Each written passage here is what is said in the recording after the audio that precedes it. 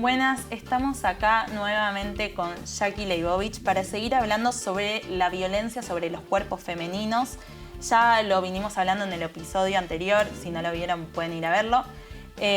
Y ahora vamos a retomar este tema, vamos a ampliarlo y seguir agregando cosas. Ella es psicoanalista, magíster en clínica psicoanalítica, es miembro de la Escuela de Orientación Lacaniana y es docente de la Cátedra de Psicopatología en la UBA, entre otras cosas. ¿Cómo este temor a lo femenino puede convertirse en una violencia hacia lo femenino? Mira, es interesante porque estamos hablando entre dos polos, ¿no? De tratamiento de lo femenino, o el arte y el amor, y el coraje con el amor, o el acto violento. Sí.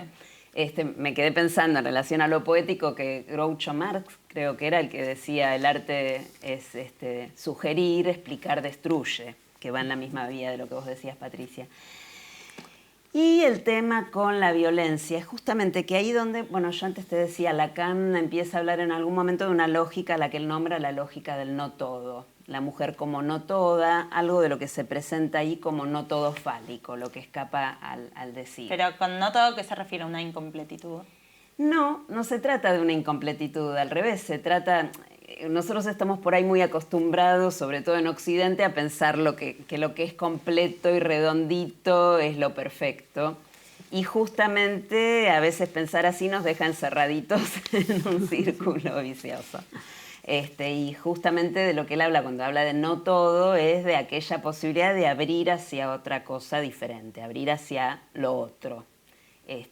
Lo amoroso, por ejemplo, dimensiones más enigmáticas. Ahora, el punto donde un hombre se encuentra con el intento de abordar a una mujer y que hay algo en ella que siempre se le escapa, bueno, eso puede tener una contracara en algunos hombres, por supuesto no en todos, digo, no vamos a esquematizar la cosa así, pero en tren de querer controlarla, querer adueñarse de ella, querer que todo lo de ella le pertenezca y en ese punto llegar al acto violento, en respuesta a tu pregunta.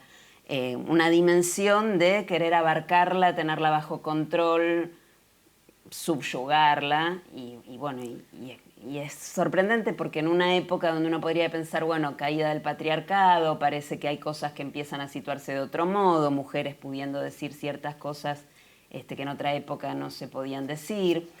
Sin embargo, resurgen fenómenos feroces de feminicidios o maltratos o homicidios no solo de mujeres como violencia de género, sino también a veces de lesbiana, porque el caso de I, porque no quería tener una elección heterosexual, o de algunos varones, o sin ir más lejos, la cuestión de cualquier diferencia que lo femenino encarna particularmente, pero no solo. Ustedes trabajaron en un artículo la cuestión de la segregación en alguna de los episodios que yo estuve viendo. Y efectivamente todo lo que se presente como diferente y que me descompleta, porque si no, porque me molesta lo diferente, porque me hace encontrar con mi propia diferencia, con algo que no controlo. En este caso de violencia de hombres hacia mujeres es como que la mujer presenta algo diferente para el hombre y entonces le molesta esa diferencia, digamos. Puede haber diferentes modos y diferentes causas, pero en principio el que ella presente algo que siempre le escapa a él, una dimensión de algo, de una genidad, de una alteridad, sí, de algo que se presenta como otro. Bueno, no es como yo, es diferente que yo. Digo, así como muchas guerras se sostienen en el otro que es negro o judío o ponerle H. Sí, poner lo malo o lo otro afuera. Exactamente. Y por otro lado, en el marco, en el seno de la relación de pareja, muchas veces ese intento de querer, en tren de ser dueño, abarcarla y que nada se le escape, y a veces eso lleva a querer marcar el cuerpo con ácido hasta el acto homicida. Por supuesto, esto no es algo que necesariamente cualquier hombre que se ponga celoso va a llegar a ese punto, pero bueno, es con lo que nos estamos encontrando en un increyendo, por otra parte, en esta época, ¿no? Entonces, junto con toda una movida interesantísima. No sé, estaba pensando en el no es no de las chicas, las peleas por las reivindicaciones como la ley de interrupción del embarazo voluntario, toda una serie de reivindicaciones y sin embargo retornan fuertemente estos actos feroces. Me quedé pensando también, porque con el no es no, que es muy propio de esta época, yo me acordaba, por ahí Patricia vos lo debes recordar también, en otra época las mujeres teníamos que decir que no cuando queríamos incluso. Sí. Había como que negarse un poquito recatadamente, porque si no eras una puta. Hacértela difícil. Hacértela difícil. Hoy tomará otra forma, supongo que algo de eso puede que pase también, porque, bueno, en fin, las cuestiones de los cortejos mutuos siguen poniendo en juego estas cosas. Sí. Pero bueno, hoy el decir que no toma otro valor. En otra época era como no, no, no, y se interpretaba como un sí, porque también estaba ese juego planteado de ese modo. Hoy en día nos planteamos otras cuestiones, desde luego. ¿De qué forma hay que trabajar en contra de esta violencia? Y eso tiene muchos niveles, porque por supuesto hay cuestiones que pueden tener que ver con la educación, con lo que se puede transmitir y trabajar cotidianamente en los ámbitos, en los diversos ámbitos, hasta desde los clubes de fútbol, donde en algunos lo están haciendo, hasta, bueno, por supuesto el jardín, la escuela, los lugares de conversación y de transmisión de ciertas cuestiones que antes no se nombraban, no se decían y también quedaban como tabú. Y hoy en día se puede hablar de estas cosas y por supuesto es fundamental esto. Ahora, desde el psicoanálisis o vamos a ir más al punto del tratamiento de alguien que comete actos violentos, y ahí hay toda una diversidad de cuestiones, porque sería quizás más fácil decir, bueno, son psicóticos y entonces hay que hacer tal cosa. O perversos o lo que fuera. Psicópatas. Ponerles un título. Exactamente. Sí, y lamentablemente no es tan sencillo como eso y muchos hombres pueden llegar a cometer actos así en tren de querer eliminar o de querer gobernar aquello que se les presenta como ingobernable. Entonces es un poco, bueno, la particularidad que tiene el psicoanálisis, que desde luego siempre es muy en el caso por caso. Por ahí hay, desde luego, espacios de reflexión que se pueden armar y grupos donde se trabaja la cuestión de la violencia, interdisciplinarios, con abogados, con asistentes sociales, con educadores, con psicólogos. Pero lo que uno encuentra, por lo menos en la experiencia clínica, es que muchas veces la cuestión va más allá de lo que se quiere educar y gobernar y resurge.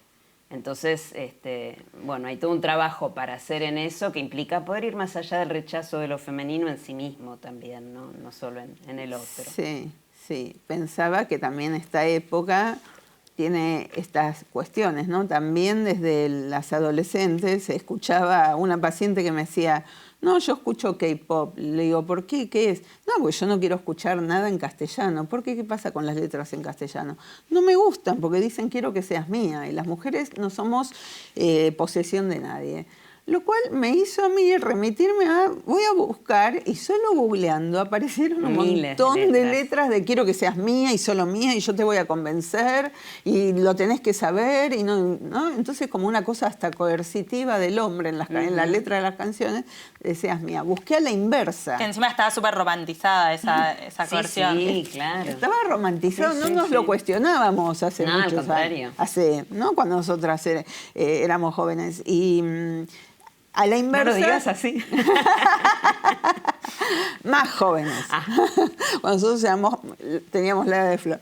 Entonces, a la inversa no se escucha tanto esto de quiero que seas mío, ¿no? Claro, y por ahí lo que hay no como hay esa respuesta dueñidad fuerte, que también es algo para preguntarse, es, bueno, por ejemplo, deben haber visto la puesta en escena de lo que hicieron las tesis con El violador eres tú, que lo hicieron, se fue replicando en muchos lugares del mundo. Chileno, porque ¿no? Sí, el grupo chileno años. lo iniciaron las tesis, que es un grupo de mujeres chilenas, una banda, y esa escenografía y esa canción y esa coreografía la replicaron en muchísimos lugares del mundo. Por algo prende tanto. Y por supuesto tampoco se trata de estigmatizar y pensar, bueno, todos los varones son violadores, ¿no? Desde luego que ahí hay un borde que hay que estar atento a no empujar a eso. Sí, pero también lo que se dice justamente no es que el que violó, se dice, no es un psicópata, como dicen ustedes, sino que es un sano hijo del patriarcado, algo que se dice mucho ahora, como diciendo, fue él, pero podría haber sido perfectamente otro, o tu hermano, o tu amigo. O también, tal vez tu hermano no violó a nadie, pero tipo los actos de violencia empiezan antes, o sea, no hace falta llegar hasta tal punto. Mira, hay todo un brete con esa cuestión, porque efectivamente Rita Segato es la que dice, la antropóloga Rita Segato, argentina, dice, son hijos sanos del patriarcado. Y efectivamente, no pasa por decir es un psicótico, bueno, es gente, son personas. Ahora, no se trata por eso de licuar la responsabilidad de cada uno, entonces hay que siempre ir al punto de la responsabilidad subjetiva. Está la dimensión de lo judicial para ciertas cuestiones donde el lugar para responder por los actos es en el juicio, en la justicia. Y cuando se trata de tratamientos psicoanalíticos, donde está la pregunta de alguien que viene a decir me estoy asustando con los actos violentos que me encuentro cometiendo, o que estoy muy tentado, o cosas que están pasando en una relación tóxica, para tomar un término que en este momento se usa mucho, bueno, también es cómo se responde, cómo responde cada uno por su goce. Y es todo un trabajo para hacer ahí, ¿no? En relación a qué está en juego en esa situación en particular. Decías antes que estos actos de violencia están resurgiendo. Primero que nada, ¿por qué resurgiendo? Y segundo, si es algo propio de la época, si tiene que ver con la modernidad. Mira, es difícil porque no es que haya estadísticas tan claras de distintas épocas con todas estas cuestiones, y además es cierto que estaba tan naturalizado, está el tango, no me acuerdo ahora cuántas, 43 puñaladas, 36 puñaladas, no sé cuántas eran, que además el tango lo que dice en estos casos, al varón lo deja ir. Cuando llega el tipo y los encuentra en la cama, el varón lo deja ir y le dice, en estos casos el varón no es culpable, ¿no? Esto decía el tango. Y ahí van las 36, 40 y pico, no sé cuántas puñaladas. Entonces, por supuesto que esto pasó siempre y pasa en las más diversas culturas. Ahora, lo que sí es llamativo en este momento es que justamente con un discurso donde, no solo un discurso, donde hay efectivamente una declinación de los lugares de autoridad paternos, donde esas instituciones fuertes de otras épocas, como la iglesia, el ejército, por ahí las instituciones que describía más Freud cuando hablaba de psicología de las masas y describía las instituciones. Bueno, hoy en día hay un declive de todo eso, por supuesto, y hay otro modo más democrático de participación. A la vez hay una irrupción de un discurso capitalista que empuja al consumo y al goce, y a veces se toma el cuerpo de alguien como un objeto de goce sin tener en cuenta que puede haber ninguna subjetividad del otro a considerar ahí. Entonces, hay muchos factores para pensar en algo así, hay mucha tela para cortar y mucho para leer, y estamos en esa investigación. Pero lo que sí se puede decir es que llamativamente, junto con un momento de declive de la lógica patriarcal y de voz de las mujeres tomando posición, hay un resurgimiento fenomenal, o por lo menos queda más visible o efectivamente sucede, pero bueno, los actos homicidas los vemos cotidianamente, ¿no? Sí, me parece que es una manera, quizás en relación a esta respuesta a veces del varón hacia la mujer, hacia lo inatrapable, de ferozmente ir a atrapar aquello inatrapable. Entonces, destruirlo en el afán de poseerlo, ¿no? Nosotros justamente con Jackie y otros dos colegas trabajamos en una investigación sobre este tema, y habíamos tomado incluso a Melino Tom en Cosmética del Enemigo, que ya saben que es una autora, o sabes lo que a mí me gusta, sí, Jackie también, donde trabaja en Cosmética del Enemigo alguien que viola y mata, y dice, aquel que la mató por fuerza tiene que ser quien más la amó. O sea, en esto de amarla tanto y poseerla, es poseerla hasta la muerte, ¿no? Y es más, un paso más que podríamos dar, que en el poseerla hasta la muerte, como ni con la muerte terminaba de poseerla, porque ahí incluso le era ajena, matarse él mismo, ¿no? O sea, porque se sabe, y hay estadísticas, que los casos donde hay más suicidios luego de un homicidio es los feminicidios. Entonces, ahí hay algo de quizás converge algo de lo que dice Rita Segato de la dueñidad con algo que desde el psicoanálisis se puede pensar desde el lugar de la apropiación, ¿no? Del lado muchas veces del hombre del cuerpo de la mujer. Pero también lo que decíamos antes, la anorexia quizás en esto de apropiarse de su cuerpo también lo aniquila, ¿no? En esto de no aceptar lo otro, ¿no? ¿Cómo que apropiarse de su cuerpo, al apropiarse de su cuerpo lo aniquila? Que también es enemiga de sí misma cuando en esto de no aceptar lo extranjero en su propio cuerpo, lo que no controla, entonces mide calorías, mide en la balanza, mide lo que le entra, mide, y como eso no termina de apropiarse, lo que tiende es a una aniquilación. Entonces, no soportar que algo se le escape, que no controle.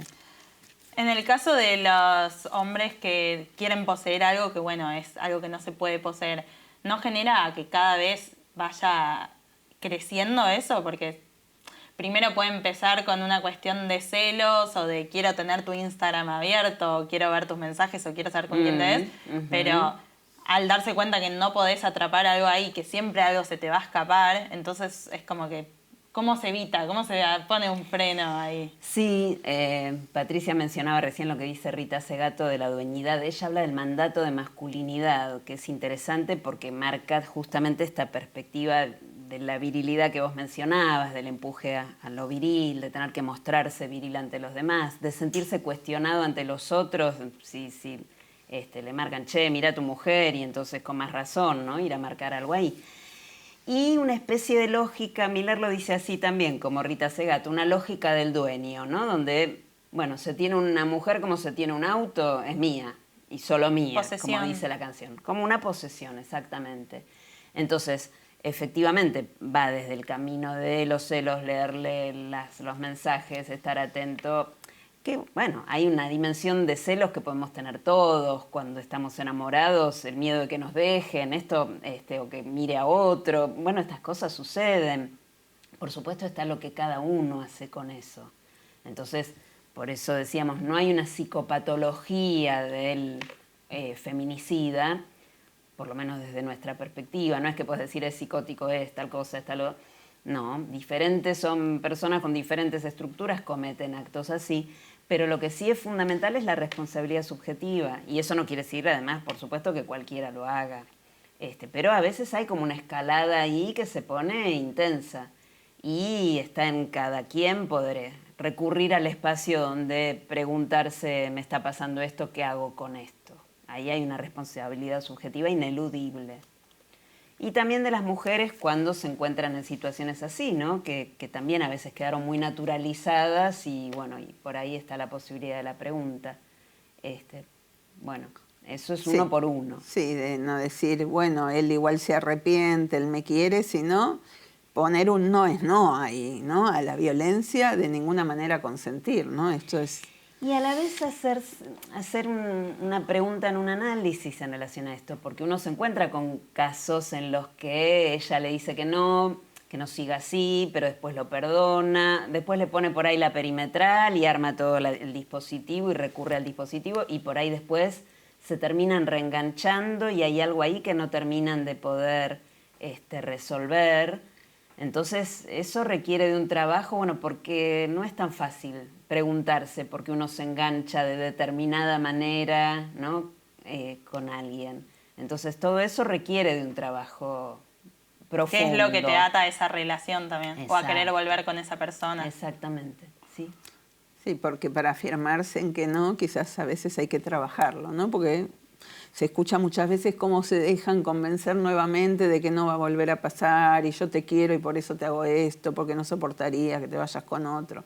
Bueno, y esto es... Y a la vez no es una cuestión puramente voluntaria, porque lo que te dicen algunas mujeres cuando vienen al tratamiento es, bueno, hice la denuncia perimetral, empecé a ir a los grupos, que todo esto está muy bien. Sin embargo, me manda un mensajito y me encuentro otra vez seducida y no sé cómo, y hay que buscar, hay que hacer un trabajo para situar ahí qué está en juego también para ella, ¿no? Entonces, por eso hay algo ahí de una profundidad de trabajo que requiere de cierto coraje y que no es sencillo y que no es un acto puramente voluntario.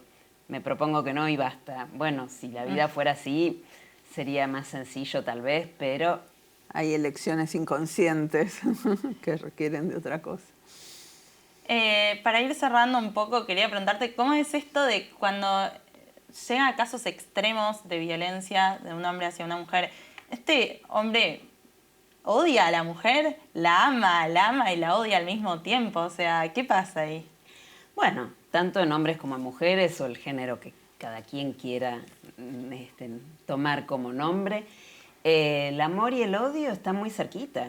No es tan lineal la cosa. El amor por acá, y lo puro, y lo sagrado, y el odio por allá, y lo degradado, y lo que está mal. Aún no, el odio y el amor van muy juntitos, y esa ambivalencia y todo lo que está en juego ahí, bueno, como te quiero te aporreo, dice el dicho, ¿no? Sí. Entonces, sí, la cancrea, ¿no? Una fórmula odio-enamoramiento, ¿no? Como que van unidos y que, bueno, hay que trabajar el componente de odio, ¿no? Y a mí me parecía que yo recorté una frase de este trabajo que decía de investigación que hicimos, que no sé si en otro episodio la dije, porque cuando hablamos sobre el amor de Cortázar, que me gustó mucho, porque habló de un amor que no es posesión, leo muy brevemente, él dijo: te quiero porque no sos mía, porque estás del otro lado, donde me invitas a saltar y no puedo dar el salto, porque en lo más profundo de la posesión no estás en mí, no te alcanzo. Me parece un amor valiente. hermosa manera de hablar del coraje en el amor, ¿no? Claro. De bancar que el otro es otro. Cosa que a las mujeres también nos pasa en relación al hombre, ¿no? El otro es otro. Y justamente por eso es interesante también, porque aplastar eso. Pero no es tan sencillo. Hay que hacer con eso. Y en eso sí el coraje es central. Sí. Bueno, muchas gracias por venir. Ella es Jackie Leibovich. Súper interesante este tema. Es para seguir hablando y tratando un montón. Bueno, ya nos avisarás cuando esté publicado tu libro.